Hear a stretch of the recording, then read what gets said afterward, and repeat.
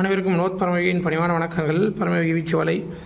இந்த வலையை பார்த்தா உங்களுக்கு ஒரு ஞாபகம் வரும்னு நினைக்கிறேன். ஏன்னா போன பதிவில் வந்துட்டு இந்த பாரம்பரிய வீச்சு வலை அப்படின்னு சொல்லிட்டு கொடுத்துருப்பேன். ஸோ அந்த பதிவோடைய அடுத்த தொடர்ச்சி தான் இது. ஏன்னா நம்மகிட்ட அந்த 2 வலை வந்தது இல்லையா, அந்த கிராமப்புறங்களில் வச்சுருக்கக்கூடிய வலையில் 2 வலை. ஏன்னா வலை சரியாக விரிந்து விழலை அப்படின்னு இருந்தாங்க. அதில் வந்து நம்ம வலையை நம்ம ஸோ ரீஅரேஞ்ச் பண்ணியிருக்கோம், அதாவது ரீஒர்க் பண்ணியிருக்கோம். எப்படி இருக்குது அப்படின்றத பாருங்கள். இது வந்து லாஸ்ட் பேட்ச் மட்டும் அப்படியே விட்டுட்டு மேலே இருக்கக்கூடிய தலைப்பெல்லாம் நம்ம எடுத்துட்டோம். அதே போல் உள்கயிறுலாம் வந்துட்டு இருந்தது இல்லையா, அதெல்லாம் மாற்றிட்டு நம்ம முறுக்கு கயிறு உள்கயிறு போட்டுட்டாச்சு. அதே மாதிரி இந்த வலையில் அடியில் இருக்கக்கூடிய இந்த கயிறு மாதிரி இருக்குது பார்த்திங்களா. ஸோ இந்த கயிறில் நிறைய கயிறு வந்து பத்தாமல் இருந்ததுனால நம்ம என்ன பண்ணியிருக்கோம், நம்மளுடைய கயிறை வந்து இதில் கொஞ்சம் கனெக்ட் பண்ணியிருக்கோம், ஜாயின் பண்ணியிருக்கோம். வலை வந்து சுற்ற அளவுக்காக ஜாயின் பண்ணியிருக்கோம்.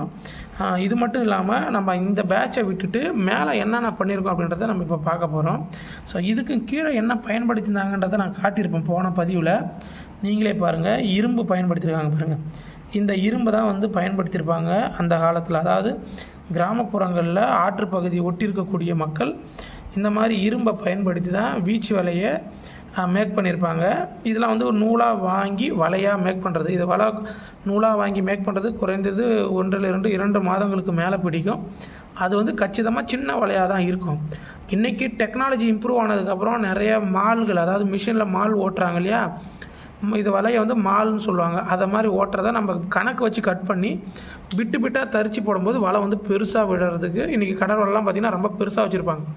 காரணம் என்னன்னாக்கா, இன்றைக்கி காலத்துக்கு ஏற்ற போல் அதை கணக்கு மாற்றி மாறுபட்டிருக்கும். ஆனால் ஒரே மெத்தடாலஜி தான். என்ன ஒன்று, வேலை பளுவை குறைச்சிட்டாங்க. இந்த வலையை நீங்கள் வாங்கிட்டு வந்து மால் வாங்கிட்டு வந்து கட் பண்ணாலுமே குறைஞ்சது ஒரு 3 நாட்கள்லேருந்து 5 நாட்கள் பிடிக்கும் ஒரு வலையை ரெடி பண்ணுறதுக்கு. இந்த வலைலாம் இப்போது அந்த காலத்து வலையை பார்த்திங்கன்னா அவங்க உட்காந்து நூலாக வாங்கிட்டு வந்து 2ஆம் நம்பர் இல்லை 1ஆம் நம்பர் நூல் வாங்கிட்டு ஃபுல்லாக தச்சு மேக் பண்ணி அதை அப்படியே வலையாக உருவாக்குவாங்க. அப்படி உருவாக்கி பயன்படுத்துறது தான் இந்த இரும்பு.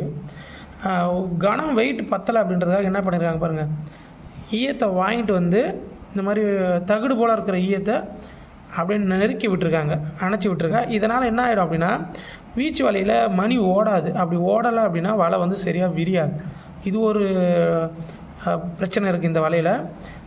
ஓடுற மாதிரி ஈயத்தை நீங்கள் கட் பண்ணி அணைச்சிங்க அப்படின்னா ஓரளவுக்கு வலை வந்து வட்டமாக விரிந்து விழும். ஸோ இதை மாதிரி வந்து வெயிட்டுக்காக என்ன பண்ணுறாங்க, ஈயத்தை வாங்கிட்டு வந்து வளைச்சி அடைச்சிட்டனால நம்ம ரிப்பேர் ஒர்க் பண்ணும்போது நிறைய பிரச்சனை வருது. அதாவது நான் இப்போ ரிப்பேர் ஒர்க் பண்ணும்போது பார்க்குறேன், எனக்கு கவுர் வந்து நவுறவே இல்லை, வெள்ளடி நவுரில். அப்போ நான் வந்து உள்கயிறு கட்டுறது ரொம்ப சிரமப்பட வேண்டிய ஒரு சூழலாக ஏற்படுது. இதை வந்து கஸ்டமருக்கு நம்ம புரிய வைக்கவும் முடியாது. அதுவும் இல்லாமல் இந்த வெள்ளடி வந்து சீக்கிரமாக இந்த இதில் அணையும் பொழுது சீக்கிரம் கட் ஆகிறதுக்கும் ஒரு வாய்ப்பு வந்துடும். ஸோ அதையும் நம்ம பார்க்கணும். இது மாதிரி ப்ராப்ளங்கள் வந்து நம்ம இது மாதிரி ஈயத்தை அணைக்கும் பொழுது பிரச்சனைகள், அதாவது ரிப்பேர் பண்ண முடியாது, அடுத்த பயன்பாட்டுக்கு பயன்படுத்த முடியாது. ஸோ அதை புரிஞ்சுக்கிங்க. அதனால தான் ஈயத்தை வந்து முடிஞ்ச வரைக்கும் தட்டி போடுவாங்க. இப்போ நம்மலாம் வந்து தட்டி போடாமல் அப்படியே சேல்ஸ் பண்ணுறோம். ஆனால் இது வந்து நம்ம வலையை வந்து குறைந்தது ஒரு 3-4 வருடங்கள் ஈயம் வந்து பிடிக்காமல் இருக்கிறது வாய்ப்பு இருக்கும். ஆனால் இதை மாதிரி நீங்கள் அணைச்சிட்டிங்க அப்படின்னா எடுக்கிறதுக்கு சிரமமாக இருக்கும். பார்த்தா உங்களுக்கு தெரியும்னு நினைக்கிறேன். இந்த மாதிரி தகடாக வாங்கிட்டு வெயிட்டுக்காக உடுவாளியில் அணைக்கிற மாதிரி அணைக்கிறாங்க. ஸோ அதை மாற்றிக்குங்க. இப்போ இதை கீழ் பேட்சி பார்த்தாச்சு. இப்போ மேலே அப்படியே போகிறோம். இங்கே பாருங்கள், இதே சைஸில் நைஸில் என்ன பண்ணியிருக்கேன் அப்படின்னா 2 விரல் போகக்கூடியதில் ஒரு 4 பேட்ச், அதாவது 3 பேட்ச் இதில் நைஸ்லேயும் கொஞ்சம் திக்னஸ்ஸு கைக்கு வச்சுருக்கேன், காட்டுறேன் பாருங்கள். இது ஒரு பேட்ச்சு, இது குறைந்ததுன்னா ஒரு 10 அடி தான் இருக்கும் இந்த வலை. அடுத்தது பாருங்கள், 2வது பேட்ச்சு நரம்பில், 3வது பேட்ச்சு இங்கே பாருங்கள், 4வது பேட்சில் கொஞ்சம் ரஃப் 40 mm திக்னஸ் நம்ம பெரிய வலை போடுவோம் இல்லையா, அந்த வலையில் போட்டு ரெடி பண்ணியிருக்கேன். இது நம்மக்கிட்ட இருந்த ரிங்கு ப்ளஸ் உள்கயிறு, இது கை கயிறு பாருங்கள், முறுக்கயிறு. ஏன் அதை மாதிரி போட்டிருக்கோம் அப்படின்னா, இங்கே வந்து நைஸ் போட்டோம்னா இழுக்கும்போது இந்த உள்ளே இருக்கக்கூடிய மடித்து தச்சிருக்கோம் இல்லையா, அதை மாட்டி சீக்கிரம் வந்து இந்த நைஸ் வந்து பிக்கிறதுக்கு வாய்ப்பு இருக்கும்.